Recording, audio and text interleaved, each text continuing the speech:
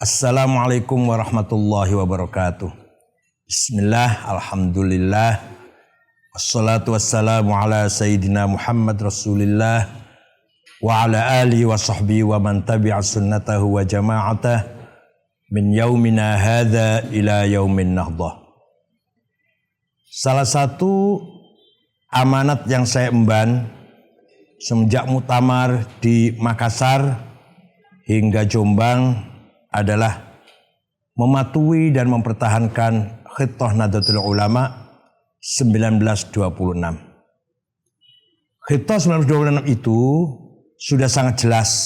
Sebenarnya sudah tidak butuh lagi syarah atau elaborasi. Khitah 26 itu tidak terlibat politik praktis. Karenanya NU tidak mungkin dan tidak boleh memberikan dukungan politik kepada kandidat manapun. Ini tidak hanya untuk konteks pilpres, termasuk juga pemilihan legislatif dan pilkada. Saya tegaskan sekali lagi, saya mematuhi hal ini.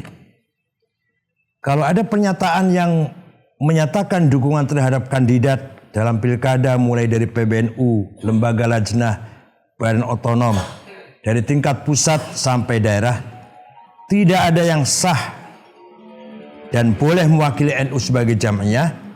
Kalaupun ada, tidak lebih sebagai pernyataan pribadinya. Soal pribadi itu begini.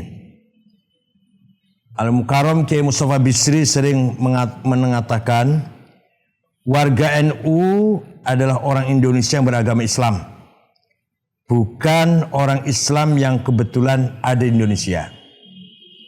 Maka orang NU itu juga patuh konstitusi dan punya hak dan kewajiban yang dilindungi konstitusi. Salah satunya adalah hak untuk memilih dan dipilih. Inilah yang bersifat pribadi. Ini sederhana dan mendasar sekali.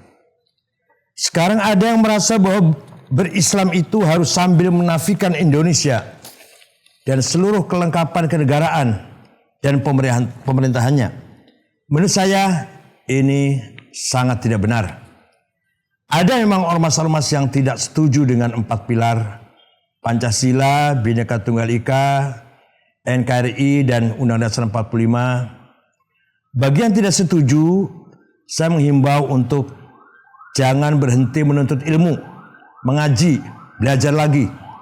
Kalau tetap ngotot, ya silahkan mencari negara atau planet lain, jangan hidup di Indonesia. Terkait pilpres, pileg maupun pilkada, saya akan melakukan beberapa hal sebagai berikut.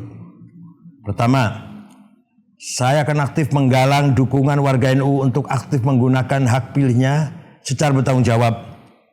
Tanggung jawab itu harus mencari informasi, menggunakan perenungan, dan terus-menerus berdoa agar Indonesia dikaruniai pemimpin yang tidak zalim, yang adil. Ini pertimbangan yang sifatnya pribadi. Silahkan pilih nomor berapa saja, asalkan orang itu bertanggung jawab. Kedua, siapapun yang terpilih nanti harus menjunjung tinggi kedaulatan rakyat. Ini soal amanah yang tidak mudah. Makanya tidak hanya NU, semua orang Indonesia harus mengawal dan mengawasi pemerintahan terpilih. Saya selalu mengatakan begini, karena doa orang NU di bilik suara itu bunyinya, Allahumma la tusallit alaina bidhunubina man la yarhamuna. Ya Allah, jangan kuasakan akan kami karena kesalahan-kesalahan kami, penguasa yang tidak takut kepadamu dan tidak berbelas kasihan kepada kami. Sekarang ini prinsip one man one food mulai berubah menjadi one amplop one food. Maka dari itu kata bidhunubina dalam doa tadi menjadi sangat penting dari sudut pandang pemilih. Logikanya pemilih yang ngawur akan memilih pemimpin yang keliru. Maka sejak sebelum, ketika dan sesudah mencoblos, setiap pemilih harus menilai tinggi-tinggi suara pribadinya itu. Kemarin saya pernah bilang yang penting bukan saat coblosan saja, tetapi hari-hari panjang sesudahnya. Perbedaan pendapat hal yang biasa, itu kan memang biasa dan perlu.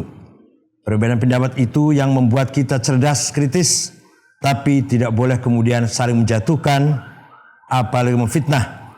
Namun tidak sedikit orang luar atau pengamat yang tidak memahami disiplin berpikir pesantren, tidak jarang berlebihan melihat perbedaan pendapat di tubuh NU, dianggapnya sangat serius dan mampu memecah belah warga Nahdlatul Ulama. Yang itu semua sebenarnya sudah dipahami oleh warga NU, santri di pesantren dengan para kiai-kiainya. Syukran wa dumtum fil khairi wal barakati wan najah. Wallahul muwaffiq ila aqwamit thoriq. Wassalamualaikum warahmatullahi wabarakatuh.